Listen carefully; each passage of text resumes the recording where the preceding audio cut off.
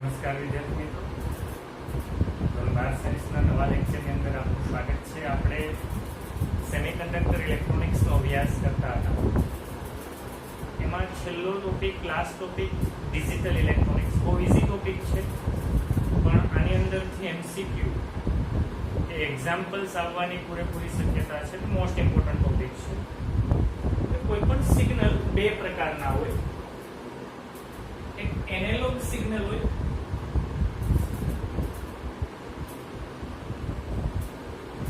બીજું digital signal.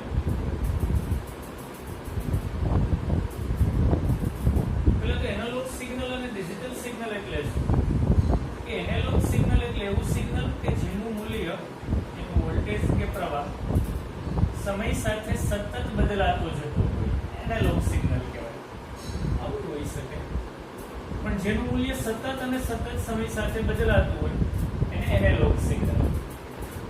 અને analogue electronics ની અંદર, જેની અંદર એમ્પ્લીફાયર હોય, માઇક છે, લાઉડ સ્પીકર છે, એ દરેકની અંદર એનાલોગ સિગ્નલનો ઉપયોગ થાય.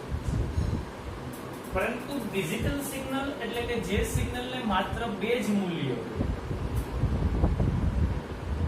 ક્યાંક તો મહત્તમ, ક્યાંક તો ન્યૂનતમ. જો મહત્તમ હોય તો 1 અને ન્યૂનતમ હોય તો 0, yani જેના મૂલ્ય માત્ર બે જ હોય, 1 અને 0, એને ડિજિટલ સિગ્નલ કહેવાય. ને ડિજિટલ ઇલેક્ટ્રોનિક્સ ની અંદર એટલે હાલના જે કોમ્પ્યુટર્સ છે, મોબાઈલ છે, મેમરી કાર્ડ છે, ડેટા સ્ટોરેજ જે પણ થાય છે એ ડિજિટલ સિગ્નલ 1001 સ્વરૂપે થતું હોય છે. તો આ ડિજિટલ સિગ્નલ, આ ડિજિટલ ઇલેક્ટ્રોનિક્સનો આપણે અભ્યાસ કરવાનો છે. એમાં સૌપ્રથમ આપણે લોજિક પરિપથો જોઈએ. યાની કે જે પરિપથો આ ડિજિટલ સિગ્નલ નું નિયમન કરતું હોય, નિયંત્રણ કરતું હોય, એને ડિજિટલ લોજિક પરિપથ અથવા એને ગેટ તરીકે ઓળખવામાં આવે. લોજિક ગેટ તરીકે ઓળખવામાં આવે. આવા આપણે કુલ 5 ગેટ જોવાના છે. એમાં સૌપ્રથમ જોઈએ OR ગેટ. પહેલા તો એની સંજ્ઞા કેવી OR ગેટની? તો કે OR ગેટની સંજ્ઞા કંઈક આવી રીતે, yani અહીંયા બે ઇનપુટ હોય A અને B, અને અહીંયા આઉટપુટ હોય Y. આ એની સંજ્ઞા છે. ત્યારબાદ આટલી વસ્તુ ખાસ ધ્યાન રાખશું, બુલિયન સમીકરણ. એનું સમીકરણ શું? y બરાબર a or b, અને વંચાય આમ y બરાબર a, આમ તો પ્લસ છે પણ વંચાય આમ y બરાબર a or b. અને ત્રીજું એનું ટ્રુથ ટેબલ, યાની કે a અને b નું ઇનપુટ શું આપતા આઉટપુટ શું મળે, એને એનું ટ્રુથ ટેબલ કહેવાય. પણ એ ટ્રુથ ટેબલ સમજવા પહેલા આપણે OR ગેટ નું કાર્ય સમજવું જોઈએ, જે બે સ્વિચ ના કાર્યની મદદથી સમજીએ. यानी હું બે સ્વિચ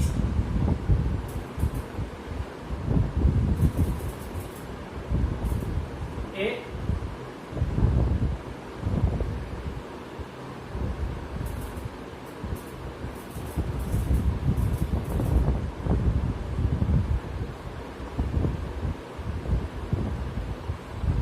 અને બી, બે સ્વિચ છે ને અહીંયા બલ્બ છે.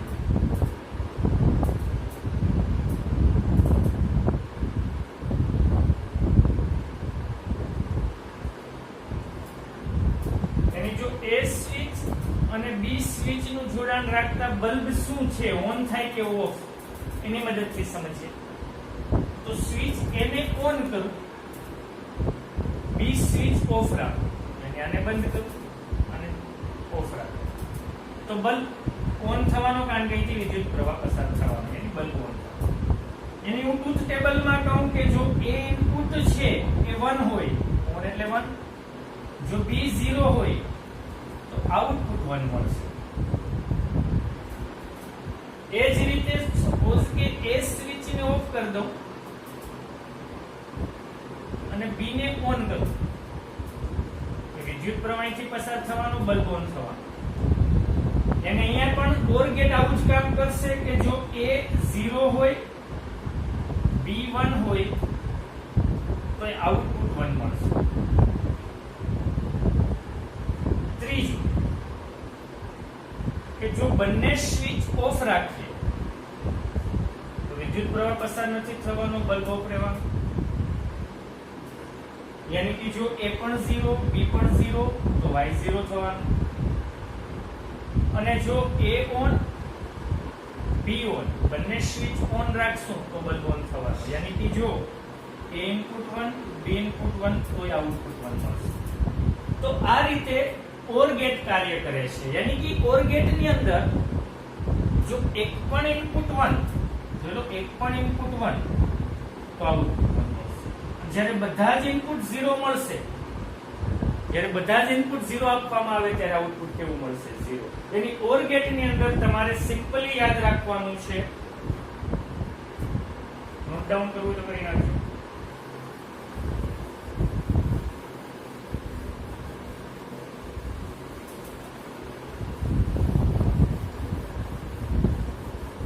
પહેલા તો ગેટ નું નામ, લોજિક ગેટ નું નામ OR ગેટ.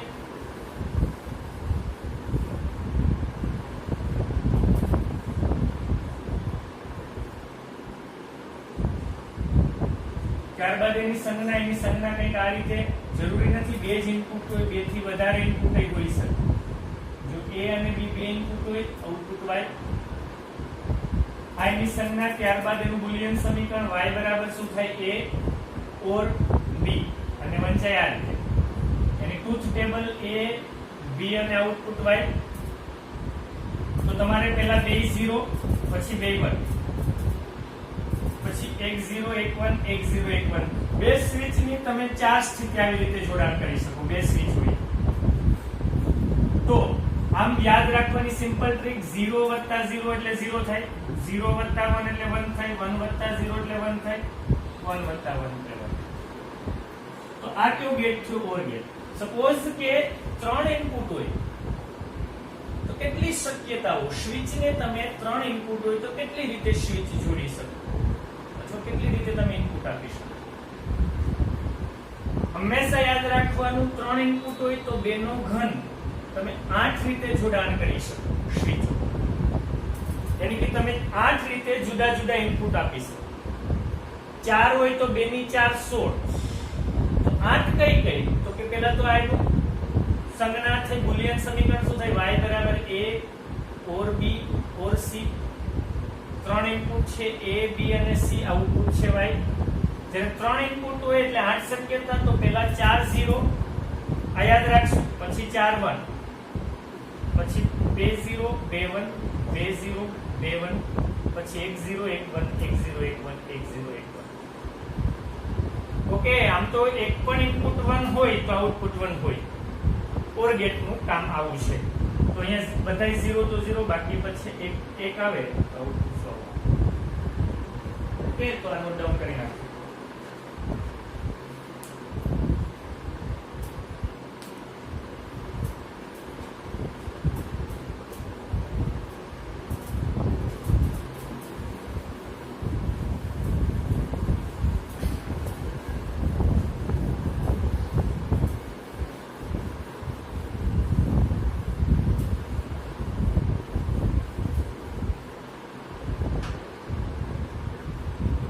નેક્સ્ટ વન છે એન્ડ ગેટ.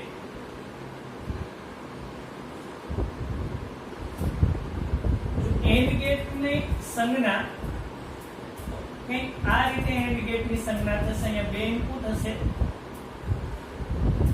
અને અહીંયા એક આઉટપુટ હશે. ત્યારબાદ બુલિયન સમીકરણ,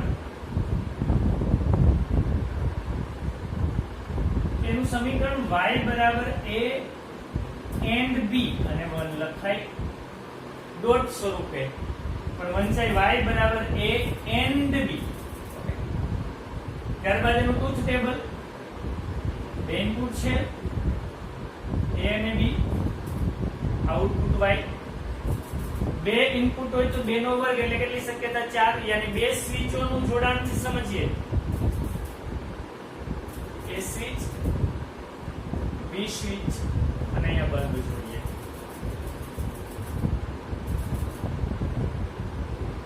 બેટરી જોઈએ.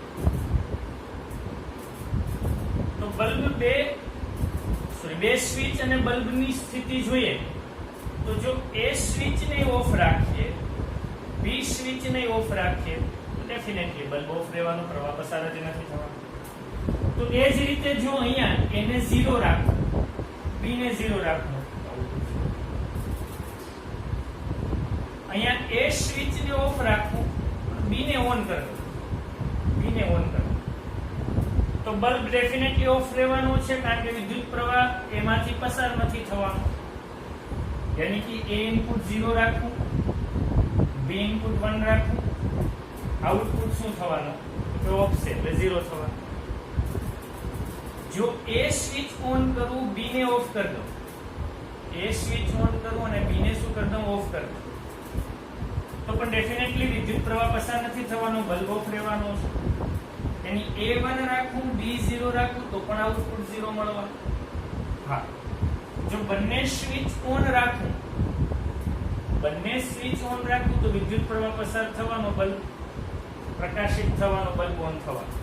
યાની જો બે A અને B બંને ઇનપુટ 1 હોય તો આઉટપુટ શું મળવાનું? 1. યાની આની ઉપરથી સ્પષ્ટ છે કે જો બંને ઇનપુટ 1 તો જ આઉટપુટ 1, એક પણ ઇનપુટ 0 તો આઉટપુટ શું મળશે? 0.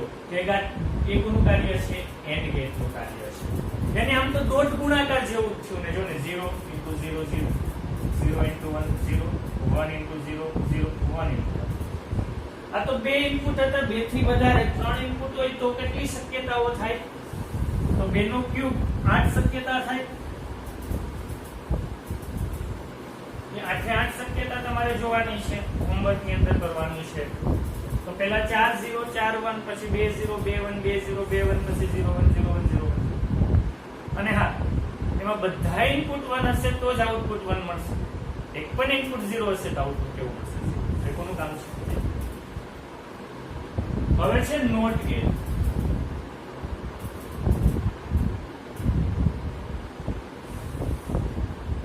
એનું બીજું નામ ઇન્વર્ટર ગેટ છે, એ ઉલટાવી નાખે એટલે નોટ ગેટ. એની સંજ્ઞા કંઈક આ રીતે છે.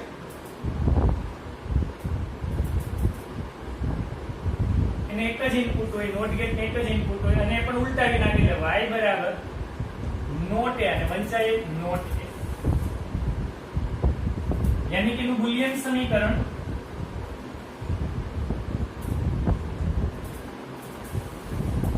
y बराबर नॉट a. ट्रूथ टेबल દોરીએ તો કે એક જ ઇનપુટ એક જ આઉટપુટ. જેને સ્વિચના જોડાણથી સમજીએ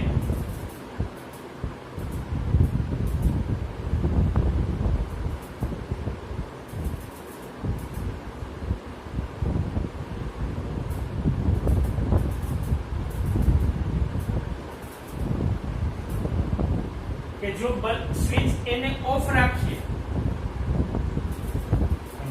સ્વિચ એને ઓફ રાખીએ તો બલ્બ ઓન થશે, કારણ કે વિદ્યુત પ્રવાહ આ દિશામાંથી પસાર થશે. यानी कि जो A 0 હશે તો આઉટપુટ Y1 મળશે, અને જો A ઓન કરી દઉં તો શોર્ટ સર્કિટ થઈ બલ્બ ઓફ થઈ જાય.